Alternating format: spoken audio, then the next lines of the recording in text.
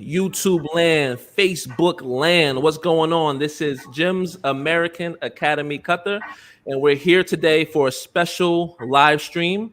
The live stream is about primary school. Some people call it lower school, some people call it elementary school, whatever you want to call it. It's still primary school, elementary school, lower school. It's whatever you want to call it.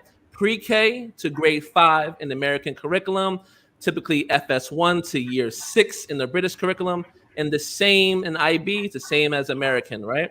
So we're here today to discuss what that means in our school and also what that means for an American curriculum. So I brought my friends here today on our live stream to talk a little bit about what this all means. Now, I'm not an academic, and so therefore I'm not going to talk about the academics, but I will introduce myself and my role and what I do here at the school. So my name is Justin Tyler. As you see on the screen, I'm the Parent Relations Executive here at the school. And my job is to be a parent advocate, right? And also be the bridge between the parent community or the school community and the school leadership, right? So I advocate on behalf of the parents and our family. And I do a little bit of other things as well. But you don't come here for that. You come here for the learning about the primary school, right? So I have my other friends here, and they're going to introduce themselves. So the first person I want to introduce is Miss Rasha, right? Miss Rasha has been a veteran at GAAQ for some time now, right? And she is the default early years teacher that people like to go to, right? On the tours and everything else. Miss Rasha, I'm not going to go anymore. Let the world know who you are today.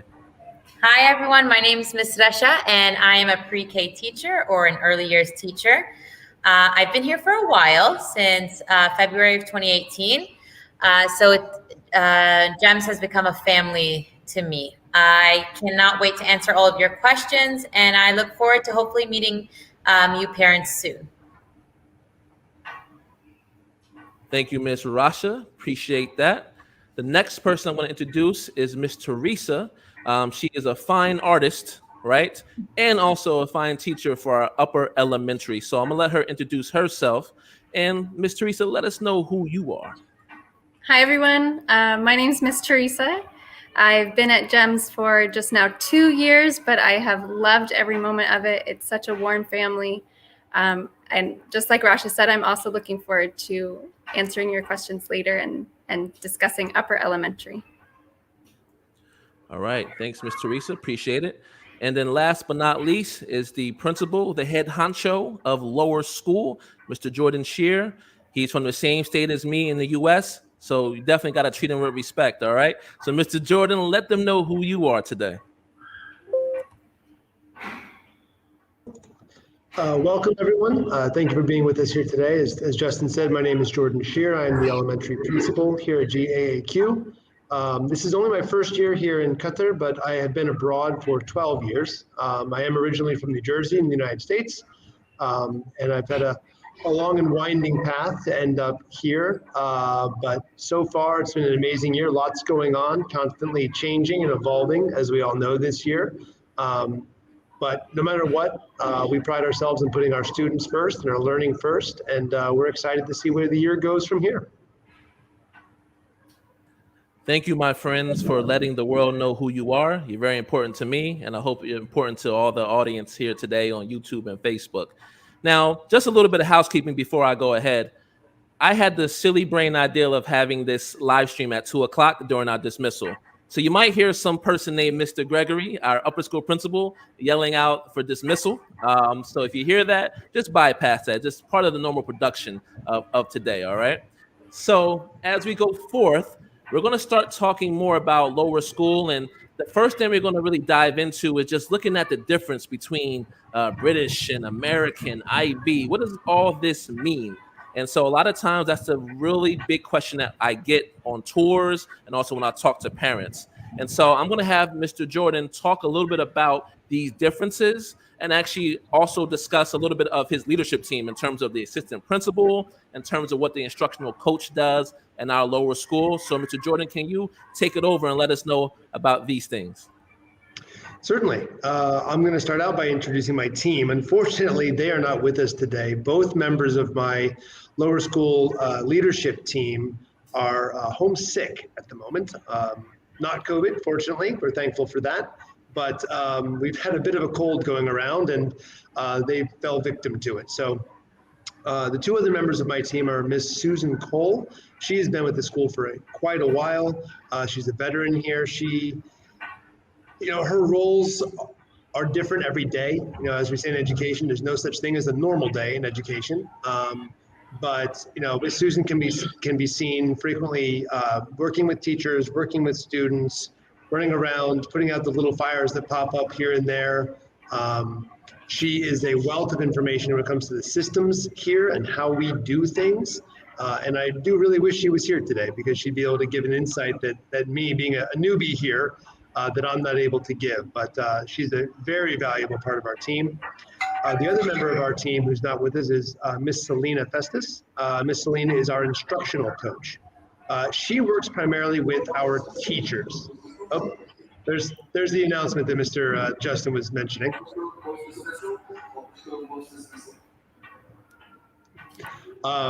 So Miss Selena works primarily with our teachers. She gives them strategies on how to work with students, on how to help students who may be struggling, and just how to improve their craft, right? Teaching is one of those, the saying with teaching is, it's the only profession where you're expected to start perfect and then get better.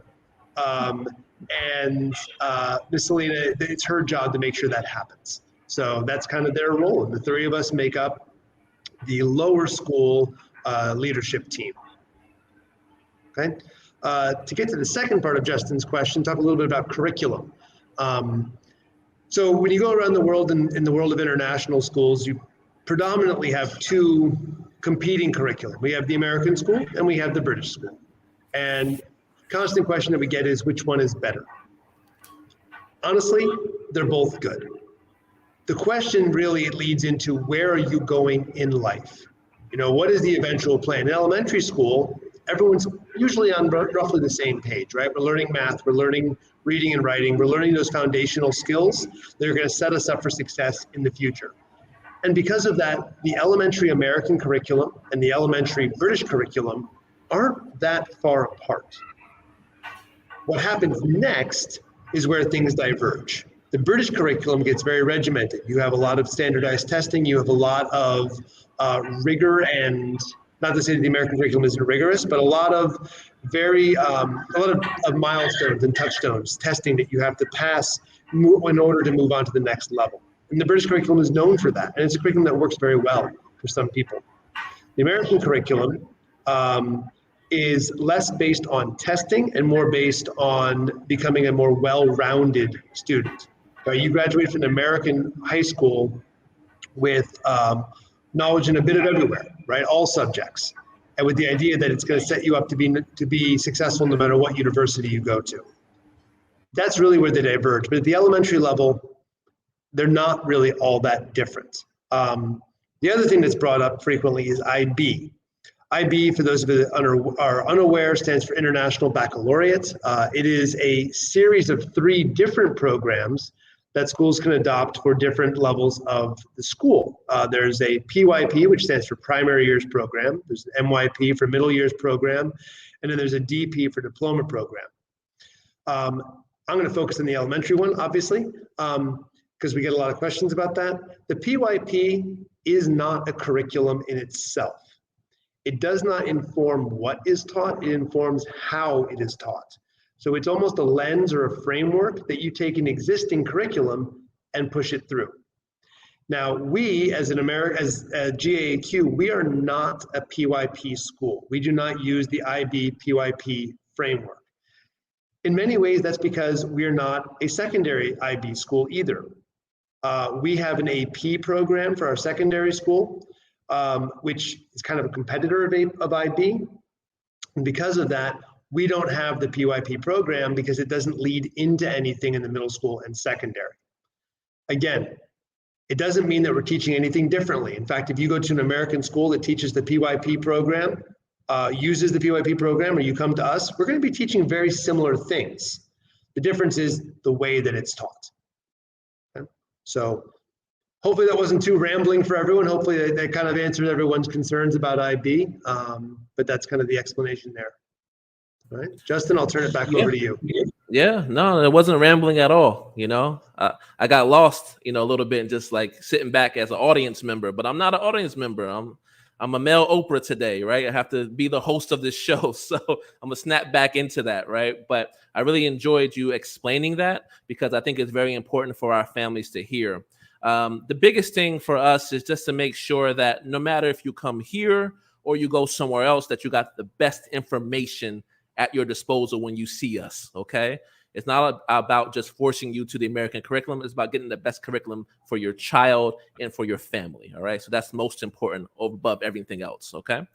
So now we're going to really transition into the nitty-gritty of early years and also what is called upper elementary, okay? So we're going to go in sequential order, okay? We got to start with the little ones, okay? Pre-K, KG1, we got to talk with them a little bit. Those are the cutest ones in the school, those are the ones that we all adore and look at and we love, right? So there we go. Yep. So that's what we're going to do. So I'm going to let Miss Rasha talk a little bit more about this entire early years program and what that entails. And she's going to go for a little bit and maybe ramble, but I wouldn't call it rambling. This is intelligent talk. All right. So Ms. Rasha, can you let us know a lot more about what early years is and what it means to you? Yes. First of all, I am so passionate about early years. This will be, next year will be my 5th year. So next 2022 will be my 5th year here at GEMS. So it literally is my family. And my daughter goes here. She's gone through the early years process. So not only do I love it, I know it works because I saw it. I saw how my daughter was so successful going into KG2 because of this program. So Jordan let me know kind of like the framework of what he wants me to talk about. And the first point he asked about was, what is the creative curriculum, which is the curriculum that we use, and why do we use it? So the creative curriculum, it's an American curriculum, obviously, because we're an American school, and it's a research-based curriculum that is inquiry-based or play-based. It's age-appropriate, and it's individualized. So not only is it, we know what's appropriate for the typical 3-year-old, 4-year-old, 5-year-old, but it also allows us to differentiate for each child. We believe that the best way to help children succeed in school is to teach them to be creative, confident learners and thinkers. And that's what the creative curriculum allows. So we offer them opportunities for hands-on exploration and discovery that will build lifelong critical thinking skills. The creative curriculum is broken down into 2 different areas. So it's the core developmental area and then the content area. And the core developmental area are like social-emotional development, language development, physical development, and cognitive development. With these 4 areas, if we help develop them, then we're setting them up for success in KG2 and onwards, because it allows them to be independent. It allows them to have critical thinking skills. It allows them to work together in a community. It allows them to be tenacious. It allows them to speak clearly, to use words to express their feelings, to regulate their emotions, which they need throughout not just their school life, but throughout their whole life. They'll be able to work well when they're at different jobs. They'll be able to communicate with their spouse. That's all things that we help build in these little learners. Sorry, it's going. Thank you. So it's just like we talked about, it's a play-based curriculum. And what the benefits of that kind of curriculum is that we get to meet children where they're at. So we get to engage children in their different interest areas, and we integrate those content areas like math and literacy, social studies, science, tech, into the different centers that they're interested in. So that could look like a child who loves to build things. I then integrate math and literacy in that area. And the child's always engaged, and the child's always happy and enjoys the learning, which allows us to help scaffold the learning for them. And some of the goals for pre-K and KG1 students, it all goes back to those 4 core developmental areas that we were talking about. So the social emotional, the language, the physical, and the cognitive. By the time they finish KG1, they should be able to express their thoughts and feelings using words. They should be able to regulate their own emotion. They should be able to take care of their own needs. They should be able to use critical thinking skills to solve problems, to balance needs and rights of others, to attend and engage, and to be persistent. And they should be able to use their fingers.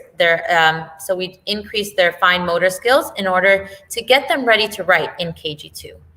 And we're basically helping them. So in early years in KG2, they're learning to read. And hopefully we give those skills to them. So then later in upper school, in Miss Teresa's class, they're reading to learn. And it's like that bridge that we connect from lower elementary to upper elementary. I think, and the last most important is, why do I enjoy teaching early years in GEMS?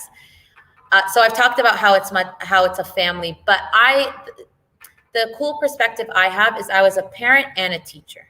So I got to see what all these tools and all these things, how they helped my daughter and how she was set up for success in KG2. So that was one of the biggest reasons. Like, I got to see it firsthand. And I can tell you, both as a teacher and as a parent, that not only are the teachers qualified, they're loving, they're caring, they communicate with us parents and let us know what we need to do at home to help our students. And they build that bridge between home and school.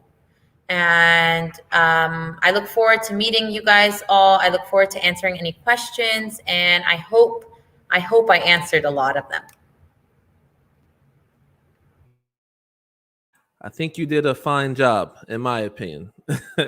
2 claps for you. But thanks, Miss Rasha. Thank you so much.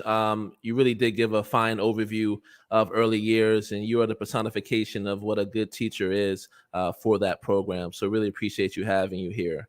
And by the way, part of my role is, if the teachers don't get in contact with you, let me know. I'll track them down. They're pretty good at getting in contact because they have Class Dojo, you have emails. I mean, there's a lot of ways that you can communicate with your teachers, but in case you don't, I'm always the customer service wing of the school. So that's part of my role as well. But I don't have to do it much, don't have to do it at all, really. All right. So thank you, Ms. Rasha, again. We're going to move on now to what is considered elementary. And in elementary, we're looking at more so KG2 to grade 5. And so we're going to talk a little bit about that. Ms. Teresa has a lot of experience spanning elementary in general in our school. And so what we're going to do is have her come on to the live stream and talk a little bit more about that as well. So Ms. Teresa, without further ado, let us know what you came here to do. Thanks, Justin. To talk about upper elementary, it is such a joy getting to teach the bigger kids. I know our little ones are so fun, and I've seen Rasha work, and she's phenomenal. And she prepares them in a way that sets us up for success when they get to the upper elementary. In terms of curriculum, here at GEMS, we are in an American Academy, of course, so we're focusing on Common Core curriculum, American curriculum, which has been so neat to see. I remember I was reflecting back on my own time in school, and I've loved seeing the transformation as we've built our curriculum into a research base. And based in the latest research, we are transitioning out of just memorization and into a situation where kids are producing. So what we do at GEMS is much more student-centered, like Jordan said, and project-based. If anyone's familiar with Bloom's taxonomy, up at the tippy top is a project-based learning, right? Where we're asking students to produce things. I remember a lot of my education, we were just almost memorizing to learn. So the system was more of a memorize or fail. Today in upper elementary, and as reflected in what Rasha said as well, we're having our students produce things so that they are really demonstrating their knowledge and demonstrating what they're learning. And whether that's math or social studies, science, all of it is based in inquiry and like I said, a project-based setup. Throughout the time as well, we're assessing. So curriculum, we of course do kind of a pre-assessment to gauge where students are at, to have a starting point, and then continuing with formative assessments and summative assessments at the end. What I've noticed though, and what we base this on, is not purely assessments. We are setting goals throughout the curriculum so that there's growth rather than just checkpoints. We're setting goals with students and working with them to just improve each and every day. So assessments are happening throughout the course of education, throughout the days. Let's see, many goals, as Rasha already listed. We have similar goals in upper elementary. Our students are learning to be critical thinkers, looking at their world with an inquiry mindset, asking questions, solving problems. Huge one, especially in grade 5, is the independence factor as they move or prepare to move into middle school and 6th grade. Students are learning to be independent and take charge of their learning so that they can be successful in the future as they move forward. Let's see, in order to prepare them for 6th grade, besides just the independence, students are also learning how to work together in group activities, work as a team. This is important as they move forward in middle school and high school as well. I've got my list here. Let's see, my favorite thing about teaching upper elementary are the conversations. Because we've set up our education in a way that encourages inquiry, encourages questioning, it encourages that student-centered learning. The conversations that are held in our classrooms are so much fun. I love to hear students' thoughts, students' ideas, how they view the world, how they question the world, as all a part of their growth and their education. I think that's been my favorite part about teaching the upper elementary, is just their ideas and their conversation. Here at GEMS, it is so amazing to have the support from all the way down to the pre-K team through our leadership teams that are, as Jordan said, completely student-centered. Our education is surrounding their learning and their success. All right, Ms. Craig, thank you so much. I think a lot of it, like when you talked about the creative thinking, right? And then the inquiry, I'll tell you a funny story. I do tours around the school all the time with parents. And so remember the pond that's by Rasha, going down to where Rasha is in pre-K, KG2? So when we built that pond, and when the pond was available, the kids were asking all kinds of crazy questions to me. And so, one kid was like, "Mr. Justin, kind of shark go in that pond?" I said, no. Shark can't go in this pond. It's not the right water for this. Well, why not? I was like, well, because we made this pond. This is a man-made pond, and this is not salt water. Well, what about salt water? What can be in salt water? Well, how about these plants? These plants need water. It's a desert here. There's no water. How do they grow? So a lot of questions come up just from real life experiences. And our job for them is to not limit what they're thinking, not limit their inquiry, for us to scaffold and support, their inquiry, and to help build those answers for them so they start connecting the dots and make their own decisions about what they know. That's the most important part for me when I grew up in American education, and also just to see these students think of it in their head and they start putting these things together over time. Okay, that's the most important thing I can say. And then the other quick story I have is one of the parents said to me on the tour, well, American education is ranked like 12th in the world. You guys are no longer the top 5. I said, that's true, but we probably have the most millionaires and billionaires because our way our education is constructed is that it's all about cognitive thinking. So, okay, we may, drop out of school, some may not finish, but the way that we teach, we're able to help people think about what they know, not just learning facts. And so those two stories really are the premise of what education in America means to me, or how we do it also here in Qatar as well. So not to take too much time with my stories, but I just wanted to kind of give people a little bit of thought process of what that means to me, especially when I do these tours with our families. All right.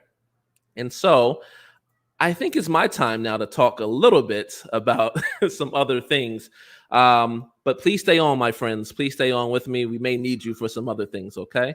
So what I'm going to do is talk a little bit more about after school activities and also sports. Okay. Now, our head aficionado of sports and after school, Mr. Nacho, he's a very busy man. All right. And he's better to look at than me. He's, he could talk a lot more about this, but he's not available. Okay. So I'm going to substitute as much as I can for Mr. Nacho and kind of impart this knowledge the best that I can in his spirit. Okay. So let's talk a little bit about after school activities right now. Now, as we know, we have just been blessed to have our kids back 100%, going to school 5 days a week. That's the biggest blessing that I've seen in a little bit of time. Okay. So what does that mean for after school activities? Well, we're still waiting on after school activities at this time. We're waiting for the clearance from the Ministry of Education. Once we get an official clearance and directives from them, we will institute our after school activities again. So we're going to go back in time a little bit to what it was like before COVID descended on us, if you will. All right. So we had about 30 after school activities in terms of lower school. And so these started at KG2 and they ended at grade 5. Okay. So the little ones that Ms. Rasha teaches, they didn't get a chance to do the after school activities. They have a shorter day. They need to go home. Right. But the KG2 to grade 5, they were the ones who were involved in after school activities. Now, is it mandatory? No, it's not mandatory. You don't have to sign up, but you have up to 2 different days that you can do after school activities. Okay. So 2 out of the 4 days that they were offered, you can sign up. You can sign up for 1, 2, or 0, right? Depends on what you want to do. Now, the other question that I get from parents is it free? Yes, it's definitely free 99. It's definitely free. Okay. Doesn't cost you anything additional.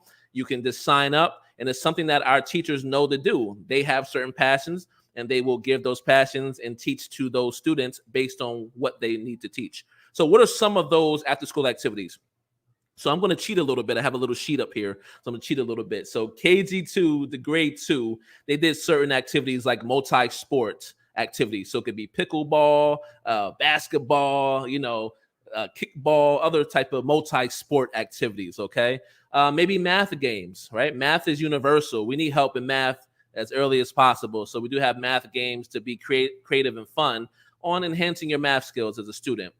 We had arts and crafts. That was a really popular one, arts and crafts. Okay. And then reading club. That was another one that was helpful because we're all about literacy, reading, phonetics, and everything here at Jim's American Academy. Okay. So this is some of those. We had 30, so I only gave you 4. There's a lot more. Okay. So let's transition to grade 3 to grade 5 after school activities. So what did we offer? I'm cheating a little bit, as I told you, I'm cheating. So we did offer Arabic supports, okay? That was a big one as well. So as we know now, Arabic starts for KG1, right? So it's starting earlier now. So we're going to give support to those students who want to sign up for that club. Gymnastics. We do have a dance studio in our school. So gymnastics, ballet, yoga, these are some things that we did in that dance studio. So we do have gymnastics here. And this is pre-COVID, by the way. So once we go back, fully into after school, we will have these as well, inshallah. Computer programming as well. That was a big one. STEM activities. That was another nice club that a lot of students liked. And recycling. If you didn't know, I'm going to tell you, we are the 3rd school in Qatar to have the Eco Schools Green Flag Award. So we do care about our environment. And I'm you, the students change the whole entire way that we think about recycling and being kind to our environment. That's the only reason why we have the Eco Schools Green Flag Award, because of the initiative and tenacity of our students. Okay. And the last thing I would say is that we're going to let you know as soon as possible when those after school activities arise. But at this present moment, we do not have an official word at this time. Okay. So hopefully I covered that pretty well. If you want to know more information, come see me at the school. I'll give you a fabulous tour. You'll meet our fabulous, friends and community members. And then hopefully you'll be able to come to our school in the future. Okay. The next thing I want to talk about and transition to is sports. Now back in my day, I used to be a good sportsman. I don't look much like a sportsman now, but I'm excited to talk a lot about sports. Okay, so for lower school, we are a part of what is called the QEPSA. I don't know, it's QPPSSA League, the QEPSA League, right? This is more so for the primary school kids in this age group. Okay, so we're part of the QEPSA League, and we are in the South Division. Okay. So we do play schools like American School of Doha. We play DBS Al Wakra. We play our sister school next door, Jim's Wellington School. And we also play Qatar Academy Al Wakra as well. Those are some of the competitive schools that we play against. So throughout the season, there's a number of sports activities and leagues that this league offers. So they're more so like one-day events or one-day tournaments, that they offer to the kids. And it's not for every child. I mean, we do select certain teams to go to represent our school based on the age group and based on the selection of those students. So some of those sports are like indoor athletics, outdoor athletics. You have football, which is not American football, but like the football that we all play, right? So football, cross country, netball, basketball. And there's two other sports, but I don't know if we even play them because this is very more of British sports, but it's rugby, which we don't really, do as much here, and cricket. But I think we do field teams in those areas. Why not be competitive, right? But those are some of the sports games and, leagues that our students do participate in, okay? So again, just like after school activities, we don't have an official word yet from the Ministry of Education on when sports are going to be allowed. But I'll tell you what, we are inching closer to having kids go outside and play, right? And go, and play, gym activities and do gym activities, right? So as long as there's social distance, as long as there's a mask and everything like that, we're just excited to see that come about. It's been such a long time since it's been somewhat normal again, right? So we are doing those regular things in gym and PE class. We're just waiting for after school and sports to follow suit at this time, okay? So hopefully that helped everyone kind of understand, the after school and also the sports activities, okay? So if you don't understand it, just let me know in the comment section. I'll help break down as much as I can after, the show or during our Q&A session, okay? So the next thing I'm going to go to is our admissions process, okay? So we still have admissions available in our school. Now, I will say, at a full disclosure, grade 3 and grade 4 are fully packed at this moment. I'm sure Mr. Jordan would have stopped me if I said they weren't, but they are packed at this very moment. So we are taking waiting list applications for those students, but every other grade we are available. We are definitely a show in town. So if you want to come set up, a tour with me, I really, really appreciate if you can reach out, to my team, and we can definitely set up a tour.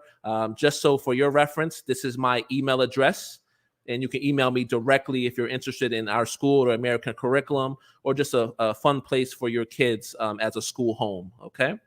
And so with the admissions process, it's very simple. You come to the school, and by coming to the school, you probably contacted us by the phone or by email. Maybe a friend knows you and told you to come by, but at some way you contacted the school first. Second thing is, we're going to make sure that you do a school tour, because what about going to a school without seeing the school, right? So you'll go around with myself, and I'll take you around the tour and answer any and all questions as possible. And if the questions are really hard, I'll get Mr. Jordan to answer them, okay? And so the next thing that will happen is, if you love the tour, you fill out an application. And the application is the biggest thing of them all, because once you fill out the application, that's when we know that you're interested, in the school, okay? So once we get that application, the next thing that we'll do within 24 hours, we will contact you to set up an assessment for your child. And inshallah, your child passes the assessment. And then it's up to you now if you want to come to our school. It's really up to you at that point. It's really simple, okay? We don't want to make this process really hard, but at the same time, we want to make it, fair in terms of our assessment process and giving you the best information to make the most informed decision, okay? So that's really it for the admissions process. And I told you it was going to be a short thing, right? So let's move on to our corporate agreements. What does that mean? Yeah, just like you see in parentheses, it's tuition discounts. Okay. We work really hard to work with companies with tuition discounts. And we want to make sure that our parents take advantage of these discounts, whether you're an existing parent with us now or you're going to be a new parent with us in the future. Okay.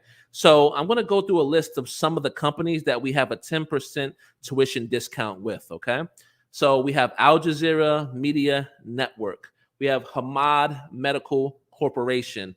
We have 10% discounts with Manai. We have 10% discounts with Microsoft. Another 10% discount with Ministry of Public Health. Nawafar. I probably butchered that because I don't speak Arabic, but Nawafar, 10% with them as well. Oridu, 10% discount with them. Primary Health Care Corporation, another 10%. Qatar Airways, Qatar Foundation, Qatar Petroleum, and also Sidra Medicine.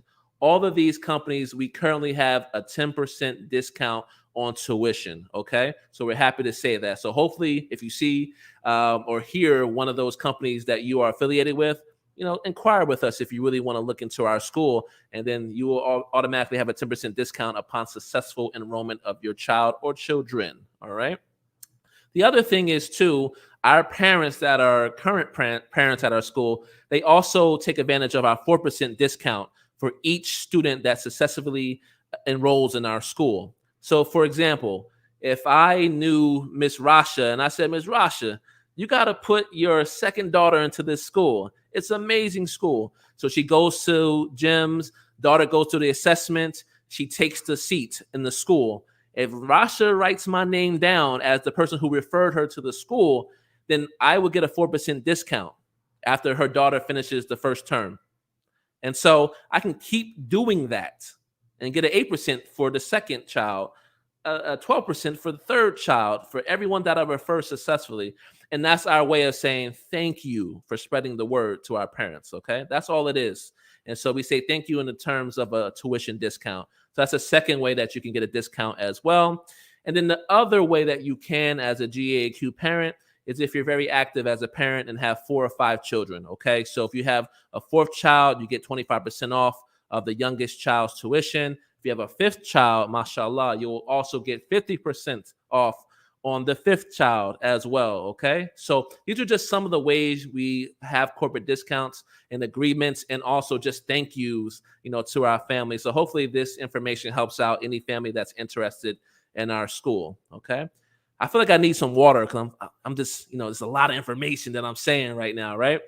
But we are at the conclusion of our live stream. And so now my job is to see what comments are out there that are left for us in terms of questions and comments that we can reflect on and potentially answer, okay? So let me see what's in this comments section here. So, my friend Tiffany left us a nice comment here. So she said, GEMS is the best primary school in Qatar, fabulous teachers, rigorous and nurturing American curriculum, and a community that embraced us when we lived abroad. Best decision ever. We miss you. Appreciate that comment. We miss you, Tiffany. Yeah, definitely. And then Miss Rasha, she left you something as well. Boom. Miss Rasha was an incredible teacher for my little guy. Thank you all you did for Z. Z, we miss you. Miss Tiffany, we miss you. We miss the whole family, but thank you for that comment. Really appreciate that. And she left us one more gift as well. All right. So also the best upper and secondary school. Grateful for all the compassionate teachers and knowledge of navigating the world of teens. That's definitely a navigation. It is a great mix of social-emotional learning and academic rigor. Bravo to all. And if you know Miss Tiffany, she knows what she's talking about, right? Firsthand, she knows. Thank you so much, Miss Tiffany. We wish you the best of luck in the States. All right. Hopefully talking to you soon. All right. So we do have another comment here from Samia. Hello, this is my son's second year in GAAQ, the best school ever. Much love and appreciation. We really appreciate you for that comment. Really, really do. Thank you for showing love and coming out to the live stream today. And then the last but not least, from Ms. Samia, if I want to register my second child here, do I get a discount? I wish you can get a discount. The discount is also predicated from our GEMS education corporate team.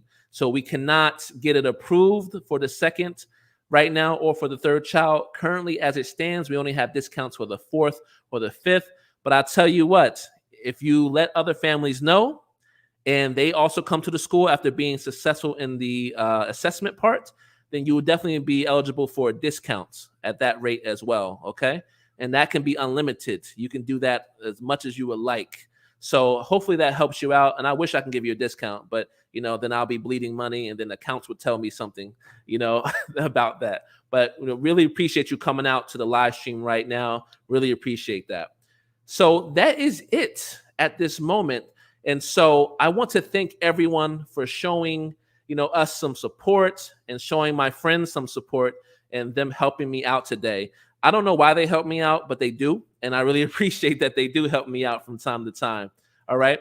Couple of things. If you want to reach out to us, definitely email us here. Our receptionists are going to make sure that they can answer any questions and facilitate any of the process that you need in terms of admissions, or if you're just generally, curious about our school. Okay. If you want to give us a call, we have two different numbers. 9,000 is the last four digits, and 9001 is the other four digits, right? So you can call us on either of those numbers. We will be glad to talk with you. And this is our website. Now, the website is amazing. I'm a pretty humble guy, but I'm telling you, it looks good. It really looks good. So just check out the website. I think you'll get a lot of information from that website to answer a lot of your questions today. And I'm so proud that we're at 45 minutes. This is what we wanted, right? 45 minutes, 2 to 2:45. So this is amazing. I think on that note, I might as well go, but thank you, everyone. Thank you, my team, for being here today. Really appreciate y'all. And we're going on break next week. Make sure you rest and enjoy yourself. All right. Please do. Okay. See you later. Ma salama. Have a good day.